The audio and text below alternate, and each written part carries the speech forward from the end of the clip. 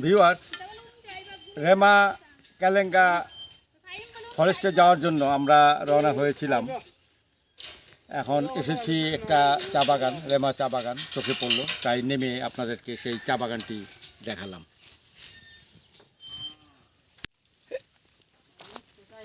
আমি বানর দেখে নেমেছিলাম, কিন্তু বানরই আমাদের দেখে দৌড়ে পালিয়ে গেল, তাই ভালো মতো আমরা ভিডিও করতে পারিনি। আর আপনাদেরকে যেটা বলেছিলাম, রেমা কালেঙ্গা অভয়ারণ্য, এখানে প্রচুর বন মানে জন্তু আছে এবং পশু পাখি এখানে আছে।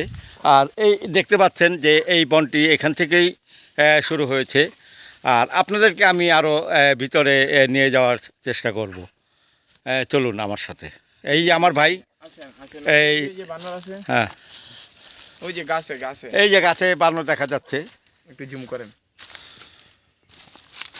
ওই যে আপনারা দেখতে পাচ্ছেন যে গাছ নড়াচড়া করছে, সেটি এখন আপনারা দেখবেন। আরও ভিতরে আরও সুন্দর সুন্দর জীবজন্তু এবং পশু পাখি আপনারা দেখতে পাবেন। এখন আপনাদেরকে আমি দেখাবো, চলুন আমার সাথে। কিছু ঘনবসতি দেখতে পাচ্ছি আমরা বনের ভিতরে, আর ছোট ছোট টিলাও দেখা যাচ্ছে, উপরে দেখা যাচ্ছে তাদের বসতি। এখানে সাঁওতালরা বসবাস করে, তারই একটি চিত্র। খেলার জন্য একটি মাঠও আছে, খেলার মাঠ, এখানে ফুটবল খেলে সেই এখানকার অধিবাসীরা, সেটিও আপনাদেরকে আমি দেখাচ্ছি। ক্রিকেটের একটি পিচও দেখা যাচ্ছে, সেটিও আপনাদেরকে দেখালাম।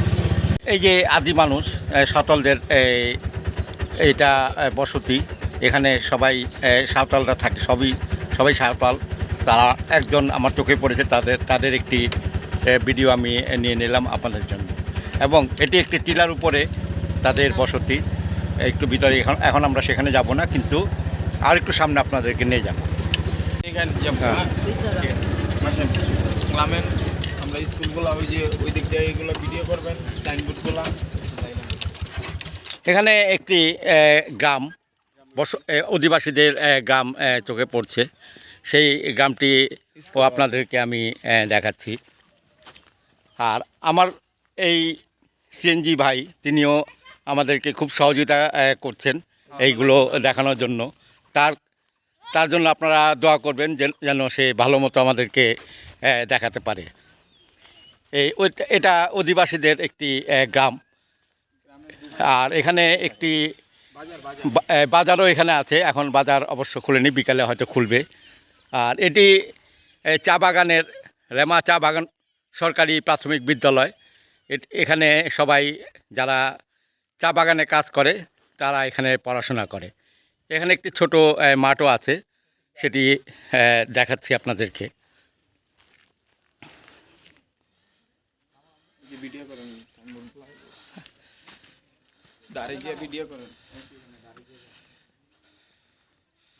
এখানে টিলা আছে, এটি আপনাদেরকে দেখালাম।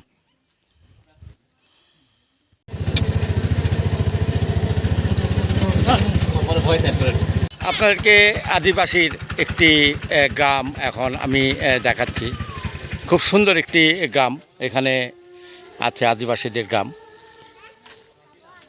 পাহাড়ের উপরে তারা বসবাস করছে এবং এখানে এই আদিবাসীরাই এই চা বাগানে কাজ করে থাকে।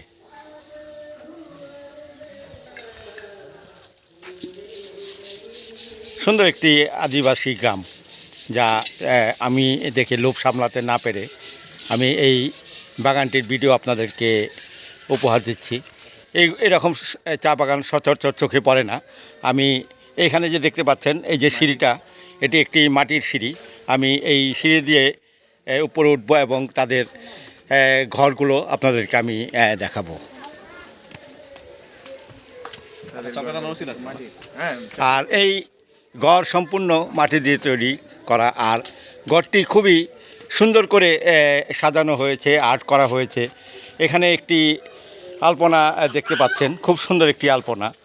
আর এখানে আরেকটি পূজার, এটি কী গাছ বলে? তুলসী গাছ। এই তুলসী গাছ আপনারা দেখে থাকেন বা জেনে থাকেন, হিন্দুরা এখানে পূজা করে। এখানেও একটি তুলসী গাছ আমি দেখতে পেলাম। আর এই বাড়িটি দেখতে পাচ্ছেন, এটি খুবই আধুনিক মানের একটি বাড়ি, মাটির ঘর। আর এখানে খুব সুন্দর করে আর্ট করা হয়েছে এবং ডিজাইন করা হয়েছে, যা আমার কাছে খুবই ভালো লেগেছে। এবং এই জন্যই আমি আপনাদেরকে এই গ্রামটি এবং এই বাড়িটি আমি আপনাদেরকে দেখালাম। আর আমি এখন আপনাদেরকে নিয়ে যাচ্ছি এই বাড়ির পিছনে, যেটি দেখে আপনারাও অবাক হয়ে যাবেন। এত সুন্দর একটি পরিবেশ এই চুনারঘাট এলাকায় রেমা টি গার্ডেনের পাশেই এই গ্রামটি গড়ে উঠেছে। আপনাদেরকে এই গ্রামটি আমি দেখালাম।